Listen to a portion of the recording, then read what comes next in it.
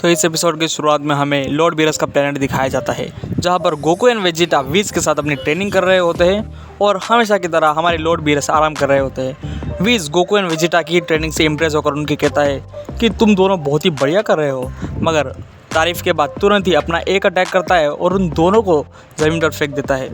बस उसी बीच में हमें माई की आवाज़ आती है और वो आवाज़ देते हुए दौड़ती हुई आ रही होती है और वो आकर कहती है गोकू वेजिटा। गोकू कहता है हाय माई, कैसे हो। माई उससे कहती है कि प्लीज़ मेरे साथ चलो। ट्रंक्स अचानक से कहीं गायब हो चुका है। सभी ये सुनकर शॉक हो जाते हैं और फिर गोकू कहता है क्या गायब।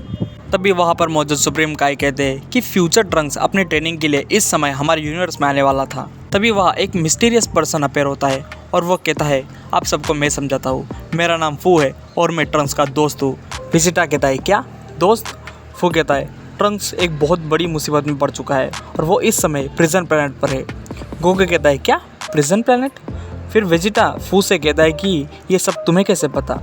तब फू उस पर कहता है कि मुझ पर शक करने की ज़रूरत नहीं है, मेरा दोस्त अगर मुसीबत में है तो उसका पता लगाना मेरा काम है और मुझे उसे बचाने के लिए तुम्हारी ज़रूरत है। ट्रंक जिस प्लैनेट पर गया है उस प्लैनेट पर सभी यूनिवर्सेस के खतरनाक मुजरिम आते हैं और अगर हमने जल्दी नहीं की तो ट्रंक्स बहुत ही बड़ी मुसीबत में फंस सकता है। और ये कहकर फू वहाँ से निकल जाता है। वेजिटा कहता है ट्रंक्स तो हमेशा किसी न किसी मुसीबत में पड़ता ही रहता है, चलो कैंगरोट। बट विस कहता है कि मुझे ये फू बड़ा गड़बड़ लगता है और सुप्रीम काई भी उस बात पर हामी भरते हैं और वो माई से कहते हैं माई क्या तुम मेरा एक काम करोगी। और फिर सीन चेंज होता है और हमें सीधा प्रिजन प्लैनेट दिखाया जाता है जो कि अपने नाम की तरह ही होता है। वो प्लैनेट बड़ी बड़ी ह्यूमंगस चेन के साथ अनेकों प्लैनेट्स को बांधे हुए होता है और उस पर एक बड़ा सा ताला लगा होता है। फिर वहाँ गोकू अपनी इंस्टेंट ट्रांसमिशन वाली टेक्निक के साथ वेजिटा और माई के साथ वहाँ पर पहुँच जाता है और गोकू भी उन बड़ी बड़ी चेन्स को देखकर शॉक हो जाता है। बट उतने में ही वेजिटा को किसी बड़ी शक्ति की खियाई महसूस होती है और वो गोकू से पूछता है गोकू क्या तुमने वो महसूस किया। और गोकू कहता है हाँ ये तो।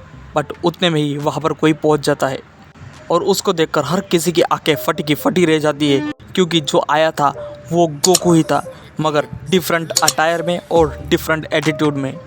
मगर उन सभी पर एक शख्स अपनी नज़रें गड़ाए बैठा था और वो था फू। तो देखो कुछ कन्फ्यूज़न ना हो इसलिए मैं जो नया गोकू आया है उसको जेनो गोकू बुलाऊंगा क्योंकि उसको जेनो गोकू ही कहा जाता है और हमारे वाले गोकू को हमारे वाले गोकू ही। तो वापस से स्टोरी पर आते हैं।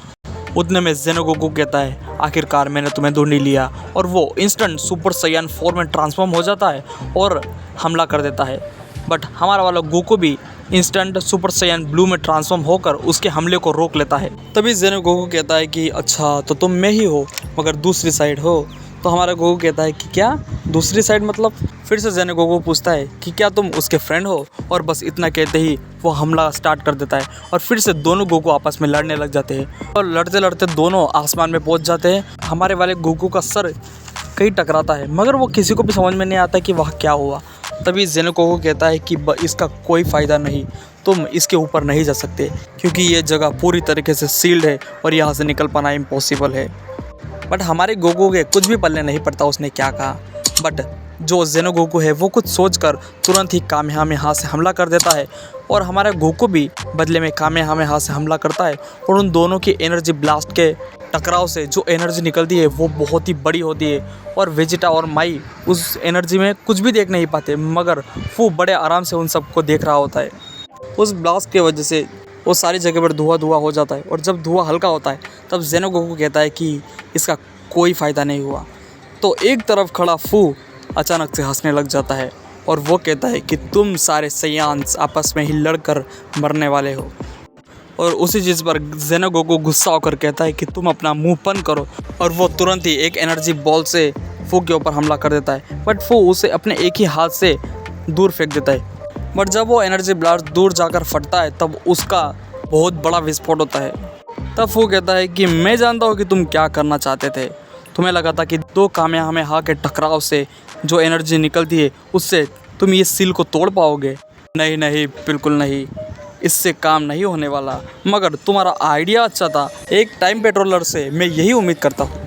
तब जेनो गोकू अपना इंट्रोडक्शन देते हुए कहता है कि हाँ मैं गोकू हूँ और जो कोई अलग अलग टाइम और डायमेंशंस में गड़बड़ी मचाता है उसी को पकड़ना मेरा काम है। तो उस पर हमारा गोकू कहता है कि अच्छा तो तुम अच्छे इंसान हो। फिर वेजिटा कहता है कि तुम इस प्लैनेट के बारे में बहुत कुछ जानते हो।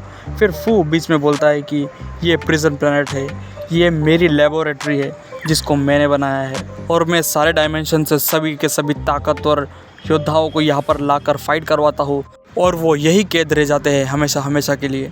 और फिर फू जेनो गोकू से कहता है कि तुम अपनी मर्जी से यहाँ पर आए थे ना, ताकि तुम अपनी इन्वेस्टिगेशन कर सको इस प्लैनेट पर। फिर माई कहती है तुम अब तक हम सभी से झूठ बोल रहे थे, तो क्या ट्रंक्स सच में यहाँ पर है या नहीं? तो फू कहता है ओह ट्रंक्स, उसे कैसे भूल सकते हैं, ट्रंक्स हमेशा से समय के साथ खेलते हुए आया है, तो अब समय आ चुका है कि वो अपने कर्मों का फल चुकाए, और उसे तो मैंने बस एक चारे की तरह इस्तेमाल किया था तुम सभी को यहाँ पर लाने के लिए। उस पर हमारा वाला गो कहता है कि तो तुम एक बुरे इंसान हो।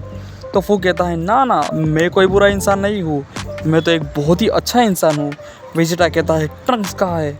उस पर फू कहता है वो तो तुम्हें खुद ही पता लगाना पड़ेगा, और अगर किसी तरीके से तुम उसका पता लगा पाए तो तुम्हें और 7 ड्रैगन बॉल्स को भी ढूंढना पड़ेगा अगर तुम यहाँ से सही सलामत निकलना चाहते हो तो। हमारा गोकू इस पर कहता है क्या ड्रैगन बॉल्स? फिर जेनो गोकू अपने पास रखा एक ड्रैगन बॉल निकाल के दिखाता है कि ये। फिर हमारा गोकू पूछता है कि ये तुम्हारे पास कहाँ से आया? तो जेनो गोकू कहता है कि मुझे इसी ने दिया है।